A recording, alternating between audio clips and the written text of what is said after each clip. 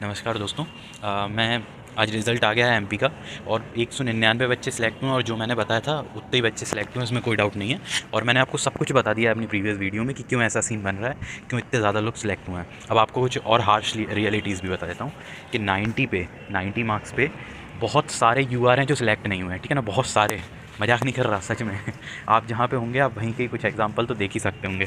मेरे पास इतने सारे मार्क्स का डेटा है ना, उसमें इतने सारे और यूआर थे कि मतलब क्या बताऊँ आपको, ठीक है ना। तो बहुत सारे 90 वाले भी रह गए हैं, तो इसलिए इससे कम वाले तो थोड़ा अफसोस अपना कम कर सकते हैं। उसके बाद 88 पे ईडब्ल्यूएस और ओबीसी का सिलेक्शन हुआ है, ठीक है ना। इतने सारे बचे हैं, जितने 90 के यूआर नहीं बचे ना, उससे ज़्यादा 88 के ओबीसी और ईडब्ल्यूएस बचे हैं, ठीक है। उसके बाद तो कोई गिनती नहीं है।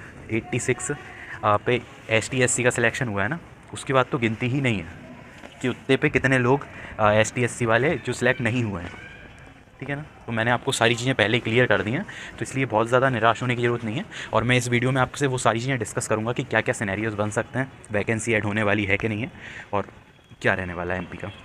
सबसे पहली बात क्लियर कर देता हूँ कि एमपी में वैकेंसी इंक्रीज़ हो रही है कि नहीं हो रही। जो 154 वैकेंसीज़ थी एमटीएस से पोस्टमैन लोग बने थे, वो वाली वैकेंसी ऐड हो रही हैं कि नहीं हो रही हैं। तो जहाँ तक मुझे न्यूज़ मिली है, जो सोर्सेज से मुझे पता चला है, वो ये पता चला है कि वैकेंसी इंक्रीज़ नहीं हो रही हैं इस बार, ठीक है ना। ये पता चला है।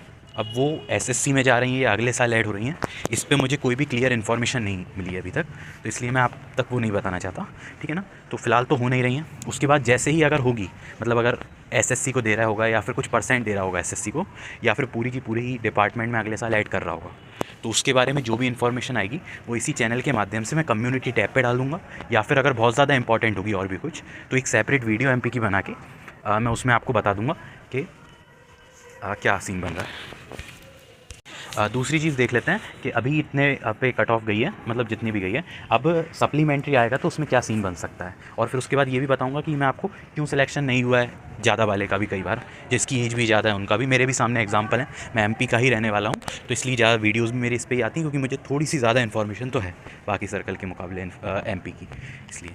तो पहले तो ये बताता हूँ कि जिन लोगों का अभी जो सप्लीमेंट्री आ सकती है, चांसेस है कि इसमें से एटलीस्ट कुछ लोग तो करेंगे ही, मतलब मिनिमम भी अगर देखें तो एक बंदा तो रिफ्यूज़ करेगा ही, ठीक है ना।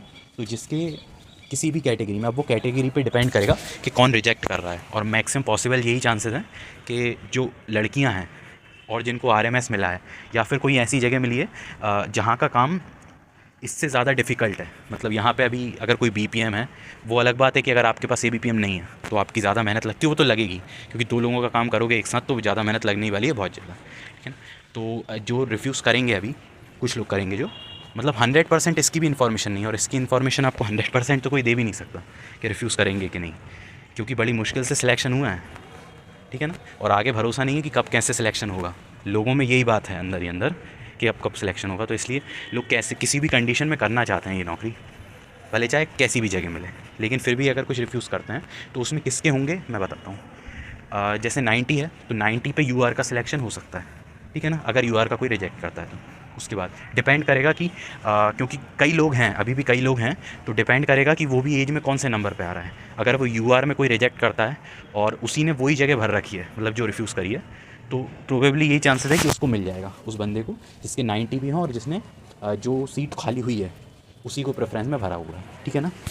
तो ये तो हो गई कि किस तरह से सीटें मिलेंगी और कितने रिफ्यूज़ल आ सकते हैं, ये तो कोई नहीं बता सकता, ठीक है ना। ऐसे ही हर कैटेगरी में ऐसे ही है कि अगर ईडब्ल्यूएस का रिजेक्ट करता है तो मोस्ट प्रोबेबली यही चांसेस हैं कि 88 पे ही वो सिलेक्ट होगा।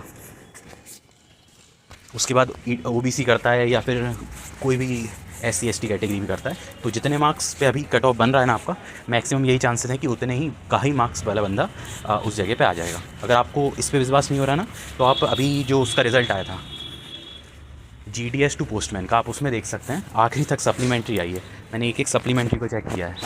अगर यूआर सबसे फर्स्ट वाले में 136 पे हुआ है ना, तो जो लास्ट लिस्ट आई थी जिसमें 3 थे शायद, उसमें यूआर 136 पे हुआ है। तीसरी लिस्ट में भी 136 से कम पे यूआर नहीं हुआ है, तो ठीक है ना। तो मैक्सिमम यही चांसेस है। मैं कुछ भी होप नहीं देना चाहता आपको एक्स्ट्रा की, मैंने बोला शुरू में था जो भी वो ठीक है, लेकिन मैं आपको होप फालतू की नहीं देना चाहता एटलीस्ट, इसलिए मैं आपको क्लियर बता रहा हूँ कि यही सीन बनने वाले हैं। लेकिन ये हो सकता है कि जैसे ईडब्ल्यूएस है, उसमें हो सकता है बंदे ख़त्म हो गए हो 88 वाले, तो 86 पे हो जाए, यूआर में अगर मेरे हिसाब से तो नहीं हुए यूआर में 90 वाले, क्योंकि मुझे तो अपने सामने ही दिख रहा है। जहाँ मैं रहता हूँ वहीं पे कई सारे ऐसे कॉन्टैक्ट में हैं जिनके 90 और सेलेक्ट नहीं हुए हैं। तो इसलिए इसमें यूआर में तो मैं नहीं कह सकता कि 90 से कम में किसी का होगा, ठीक है ना। तो ये हो गई। अब आगे चलते हैं।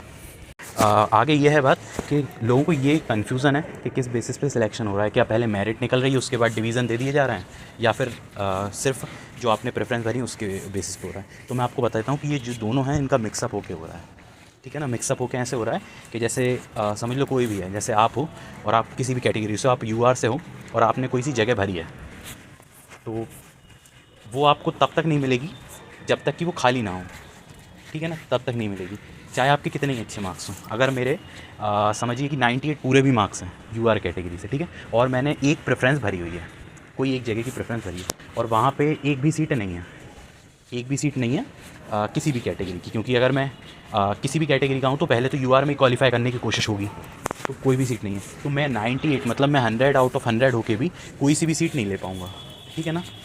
तो आप समझ रहे हैं ना कि मेरिट भी हो रही है, लेकिन क्या हो रहा है साथ में, जो आपने प्रेफरेंस भरी है उसको भी बहुत ज़्यादा इंपॉर्टेंस दिया जा रहा है। तो इसलिए मैं आपको बताता हूँ कि जब भी आप अगला जो पेपर होगा शायद अप्रैल में होने वाला है, तो उसमें आप क्या करेंगे, उसमें आप यही करेंगे कि प्रेफरेंस दबा के भरेंगे। और अगर आपको पता है कि आपके थोड़े कम मार्क्स रह सकते हैं तो आप ऊपर आरएमएस भर सकते हैं, कोई फ़र्क नहीं पड़ने वाला। अभी बता देता हूँ, ये मैथ है कि फ़र्क पड़ेगा, लेकिन कोई फ़र्क नहीं पड़ेगा। चाहे आप ऊपर आरएमएस भर दो, पहला आरएमएस भी भर दोगे और आखिरी भी आरएमएस भरोगे, तो नुकसान ही होगा पहले भरने में। नुकसान क्यों होगा, क्योंकि वो सीधी बात है, आपको भी पता है कि अगर सिलेक्ट हो जाओगे तो आपको आरएमएस पहले मिल जाएगा, तो वो नुकसान हो जाएगा। और अगर बाद में हो रहे होंगे, मतलब कम मार्क्स होंगे, तो आखिरी में मिल जाएगा, तो उससे कोई भी दिक्कत नहीं है। तो इसलिए ना आगे ऊपर नीचे की कोई दिक्कत नहीं, जो आपको चाहिए उसको आपको ऊपर भरना है, इसमें कोई भी डाउट नहीं है, ठीक है ना। तो मैंने आपको ये बता दिया है कि दबा के प्रेफरेंस भरनी है, अगर पूरी है तो नीचे नंबर डाल के और भरते जाओ प्रेफरेंस, कोई दिक्कत नहीं, ठीक है ना। उसके बाद आगे चलते हैं। मुझे लगता है आगे इतना ज़्यादा कुछ है नहीं, क्योंकि जो लोग सिलेक्ट हो गए होंगे वो तो सिर्फ ऐसे ही मज़े के लिए देखने आए होंगे वीडियो, मुझे पता है नॉर्मली। तो इसमें आपको पता है कट ऑफ क्या गई है, 90 गई है, 88 गई है, 86 गई है, इससे आगे पीछे तो कोई सिनेरियो ही नहीं बन रहा है। सिर्फ पीडब्ल्यूडी में ज़रूर थोड़ी सी कम गई, मैंने आपसे बोला ही था।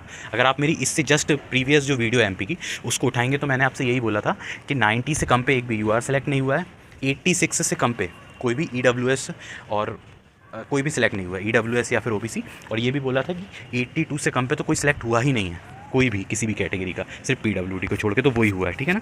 आप ये आखिरी में देख सकते हैं, सिर्फ पीडब्ल्यूडी जो 3 कैंडिडेट हैं उनको एक का क्या हुआ है, एक के 85 नहीं 84 मार्क्स हैं, 82 80 लो, 80 पे तो ख़त्म ही हो गया खेल, ठीक है ना। और ये एक वैकेंसी है, 1 vacancy of U R under division स्कैप्ड सील्ड। तो ये जिसकी भी होगी, जिसकी भी किस्मत में होगी, तो वो बंदे को ये मिल जाएगी। उसके बाद अगर आपके इनसे भी कम नंबर हैं तो क्या होगा, कुछ नहीं होगा भाई। अब जो अगला पेपर आएगा मोस्ट प्रोबेबली चांसेस हैं कि अब अप्रैल में ही आने वाला है, उसको आप देंगे। और उसमें क्या वैकेंसी का फंडा रह रहा है, क्या ये वाली ऐड हो रही है, वो सब मैं आपको कम्युनिटी टैब के माध्यम से बता दूंगा, ठीक है ना। कम्युनिटी टैब आप मतलब सब्सक्राइब करके रखेंगे तो वीडियोज़ आती हैं, और अगर कुछ इन्फॉर्मेशन रहती है तो वो नॉर्मली इन्फॉर्मेशन के ही फॉर्म में आ जाती है, ठीक है ना। यूट्यूब पे आपकी फीड में इन्फॉर्मेशन ही दिख जाएगी कि ये हुआ है। जैसे मैंने अभी कल बता दिया था कि आने वाला है, सुबह तक आ जाएगा, इतने बजे तक आ जाएगा सब कुछ, तो वही होता है, ठीक है ना। तो ये हो गया कि जिनका नहीं हुआ है उनको क्या करना है। अगर आप दूसरे किसी भी सर्कल से हैं तो आप इस चैनल को सब्सक्राइब कर सकते हैं, और उस चैनल की जो आपका सर्कल है आप उसकी एक्सपेक्टेड कट ऑफ की GDS to MTS की वीडियो देख सकते हैं, क्योंकि मैंने जितने भी कट ऑफ बताए हैं वो ऑलमोस्ट उतने ही जा रहे हैं जितना मैंने बताया हुआ है अपनी वीडियोज़ में, तो आप उसको चेकआउट कर सकते हैं। और आखिरी एक चीज़ और बोलना चाहता हूँ कि जब मैंने फ्राइडे को आप लोगों को बताया था कि रिज़ल्ट, फ्राइडे नहीं, मैंने शायद थर्सडे को बताया था कि फ्राइडे को रिज़ल्ट आ सकता है और मैक्स टू मैक्स मंडे हो जाएगा, ठीक है ना। उसके बाद फ्राइडे को रिज़ल्ट नहीं आया तो मैंने लिख के बता दिया था कि मैक्स टू मैक्स जो मंडे का था मंडे को हो जाएगा। अब मंडे को शाम तक ये सिनेरियो बना कि सिर्फ अपलोड नहीं हो पाया, कंप्लीट हो गया, अपलोड नहीं हो पाया, तो वो आज ट्यूसडे को हो गया। ये चीज़ आपको पता है अगर आपने मेरी वीडियोज़ देखी हैं। अब बात क्या हुई है कि जब ना मंडे को रिज़ल्ट नहीं आया तो लोगों का फ्रस्ट्रेशन निकला। अब फ्रस्ट्रेशन क्यों निकला वो तो मैं समझ नहीं पा रहा हूँ, क्योंकि आपको भी पता है कि मैं रिज़ल्ट नहीं बना रहा, मैं बना रहा होता तो आज नहीं कब का रिलीज़ कर दिया होता। मैं भी सिर्फ सोर्सेज से इन्फॉर्मेशन ही ले सकता हूँ, और जो इन्फॉर्मेशन मैंने ली है वो बंदा भी डायरेक्ट रिज़ल्ट निकालने वाला बंदा नहीं है। अगर निकलने वाले का मन करेगा साइन करने का, या फिर जो आखिरी काम होगा अपलोड करने का, वो कहे कि मैं अभी नहीं कर रहा, मैं 10 दिन बाद करूँगा या मैं 100 दिन बाद करूँगा, ठीक है ना। तो इसमें मेरे सोर्स की क्या गलती है या फिर मेरी क्या गलती है, ये आपको समझना पड़ेगा, है ना। हम वही बता सकते हैं कि जो लग रहा हो कि रिज़ल्ट बन गया है, तो आपको भी पता है कि रिज़ल्ट बनने के बाद उसको कोई खाता तो है नहीं मंचूरियन चाउमीन समझ के, वो तो अपलोड ही कर दिया जाता है। तो फिर भी अगर लेट कोई करना चाहे, जो एंड का व्यक्ति हो, तो उसमें ना मेरी गलती है ना मेरे सोर्स की गलती है। तो ठीक है, बस यही बोलना चाहता था मैं, बाकी आप सब समझदार हैं। तो इस चैनल को आप सब्सक्राइब कर सकते हैं, इस वीडियो को लाइक कर सकते हैं और शेयर कर सकते हैं, क्योंकि सिर्फ 199 बच्चों का सिलेक्शन हुआ है, सिर्फ 199, और उसमें से सिर्फ 198 तो दिख रहा है, एक तो दिख भी नहीं रहा है अभी। तो इसलिए आप शेयर कर सकते हैं, ताकि कोई भी मतलब बहुत ज़्यादा फ्रस्ट्रेट हैं लोग, मुझे पता है, तो उनको कुछ पता पड़ जाए कि क्या सीन है, क्या उन्हें करना चाहिए, क्या नहीं करना चाहिए। बाकी बहुत सारे एग्ज़ाम्स हैं, तो आप उनकी भी प्रिपरेशन कर सकते हैं। अभी एनटीपीसी का आ रहा है, सीजीएल में हुआ होगा कई लोगों का, कितने 1.5 लाख से ज़्यादा बच्चे तो टायर 1 में सेलेक्ट हुए हैं, तो एमपी के कितने होंगे, पोस्ट ऑफिस के कितने होंगे। तो थैंक यू।